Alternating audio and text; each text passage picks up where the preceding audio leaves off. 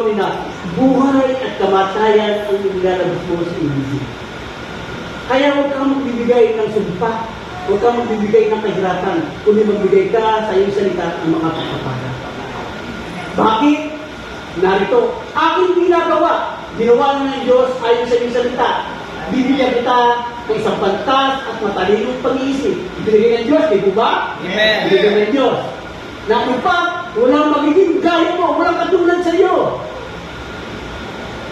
Nauna sa iyo o may babang pang sino mang tulad mo pagkamatay mo. Ibinigay ko sa iyo ang hindi mo pa hihingi. Tanda po natin ha, hindi mo hinihingi Haring Solomon, pero ibinigay ng Diyos. Ano ang ibinigay ng Panginoon? Ang kayamanan, ang karangalan, ano pa ito naman ibigay mo sa mga hari sa lahat ng iyong pangpapalaran. So ano ang dapat mong ipag-alala? May mga bagay ka bang dapat ipag-alala kapag sinabi mo sa Diyos na ang iyong pangangailangan? Panginoon, tulungan mo ako. Tulungan mo ako sa sitwasyon kong ito. Tulungan mo ako sa mga alalahanin ko sa buhay. At tiniyak naman ng Matthew 6:33. Hanapin mo ang aking kaharian, ang aking katuwiran, at lahat ng bagay na iyong pinag-aalaala ay pawang idadagdag sa iyo. Nag-aalala kayo sa iyong pananamit, ibibigay ko. Nag-aalala kayo sa pagkain, ibibigay ko. Nag-aalala sa pagkabuhay, ibibigay ko. Wala kang dapat alalahanin. Ano ang kailangan naman? Put God first in our life. Para pakalaman.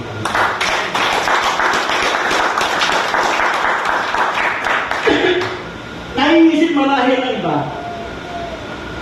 Bisat sa Bible naman kasi ibinibigay nyo nga sample eh. At alam ko, nasa isipan nyo. Kasi kung Bible na sinasabi, ibisat Tony, ibisat at yung mga ibang speaker ka dito. Alam ko nasa isipan nyo. Narito, para magkaroon ng patunay na nagkaroon ito ng kaganapan sa buhay ng mga taong naniniwala sa Kanya, ay tingnan natin ito bilang patunay kung ito ay inyong nakikilala. Sino nakakilala dito? Yung ano? Sino nakakilala? Nakalimutan yung piano, yung kumakanta. Siya po si Nick Budisik. Si Nick Budisik po ay ipinanganak siya ng ulang braso at ulang paa. Na ang tawag po dito ay meron siya na syndrome na very rare na hindi makausbong ang kanyang kamay, hindi makausbong ang kanyang paa. So, ganun sa ganung sitwasyon ay sa tingin niyo po kaya kalooban ng Diyos na mangyari sa kanya ito? Ang sabi ng Biblia ay I form you in a secret place. Ang Diyos ang nag-form sa atin. Ginagawa kitang kaaya-aya sa aking pamilya. Bisa paano mo makita-aya-aya ang walang kamay at walang kamay? Mapara si Ate Baby. Isa pa ako na nawawala sa ano. Pero nanatili ka sa palataya. Amen. Ang tanong, sa sitwasyon ba ni Nick Budisik ay mayroong makakagustong babae? O halimbawa ako si Nick Budisik na walang kamay, walang paa. Sino ba ang nalaga dito? Si Aksa po ni Pastor Tony. Si Princess pa yun? Princess? Si Princess. Kung ako ay walang kamay at walang paa, nanligaw ako sa iyo, sa tingin mo kaya sasagutin ko ko? Hindi, di ba?